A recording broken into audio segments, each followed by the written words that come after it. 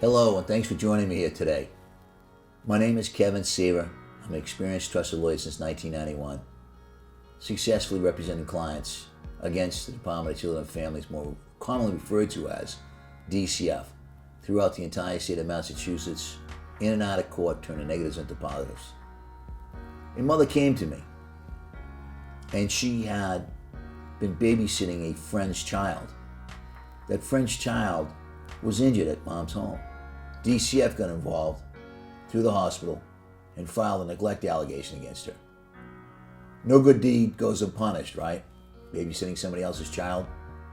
She also had a child of her own, a little over a year old, and DCF filed a care and protection against her in the Juvenile Court, seeking to remove her child from her custody. The judge, in her infinite wisdom, refused to allow such, saying mother's own child had no history of any abuse and neglect, and there was no abuse and neglect. Matter of fact, all collateral said mom and dad were terrific parents, and the child was up to date medically and thriving and doing terrific. Ultimately, the care and protection case, after being ordered and complying with meeting with the DCF family assessment worker, the child's attorney, the court investigator, and the probation department, mother's case was dismissed in juvenile court.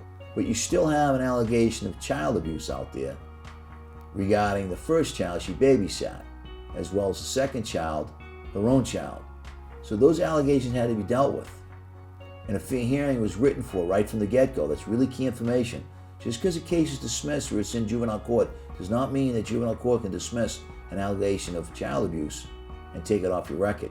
You must apply and file for a fair hearing within 30 days of receiving the notice that you've abused and neglected a child.